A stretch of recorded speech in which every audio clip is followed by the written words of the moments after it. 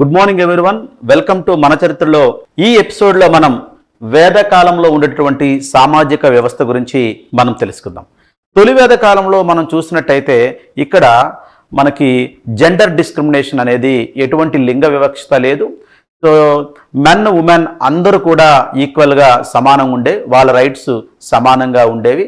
ఎటువంటి social evils, సామాజిక దురాచారాలు కానీ ఇక్కడ లేవు. అయితే మనకి ఈ టైంలో మనం చూస్తే కులప అనే వ్యక్తి కుటుంబ పెద్దగా ఉండేవాడు. మనకు సొసైటీ కూడా మనకి ఎట్లా ఉండేదంటే మూడుగా డివిజన్ అయి ఉంది. ఒకటి ప్రీస్ట్లీ క్లాస్, వీళ్ళు పూజలు అవన్నీ చేశారు. 2 వారియర్స్ క్లాస్, వాళ్ళు యుద్ధాలు చేసేవారు. 3 కామనర్స్, సామాన్య జనాలు ఉండేవారు. ఇట్లా మనకి సొసైటీ ఇలా 3 వర్గాలుగా ఉండేది. అయితే మనం చూస్తే మనకి ఇదంతా మనకి ట్రైబల్ సొసైటీ ఉండేది. ఇకపోతే మనకి ఈ కాలంలో మనం చూస్తే ఉమెన్ ఎవరైతే ఉన్నారో ఉమెన్ స్కాలర్స్ కూడా ఒక 20 మంది వరకు ఉండేవారు. ఘోష, అప్పల, స్వయంవర అని ఇలా, అంటే మెన్తో పోటీపడి ఇక్కడ ఉమెన్ స్కాలర్స్ ఈ కాలంలో ఉండేవారు. సో అయితే ఇక్కడ మనకి ఎటువంటి రెస్ట్రిక్షన్స్ కానీ, ఎటువంటి సోషల్ ఇన్ఈక్వాలిటీస్ కానీ, ఎటువంటి సోషల్ ఈవిల్స్ కానీ లేనటువంటి టైం పీరియడ్ మనకి తొలి వేద కాలం.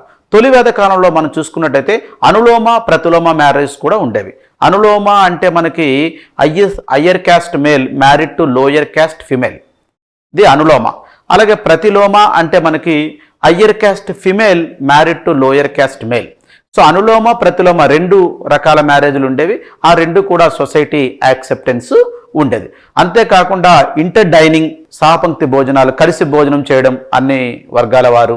అట్లానే మనకి ఇంటర్ క్లాస్ మ్యారేజెస్ అవి కూడా మనకి ఈ కాలంలో కనిపించాయి. పెద్దగా దానికి అబ్జెక్షన్ అనేది ఉండేది కాదు.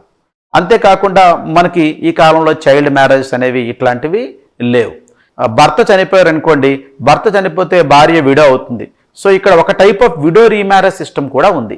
ఏంటి అదంటే నియోగా అనే సిస్టమ్. ఏంటంటే childless widow can marry the younger brother of deceased husband.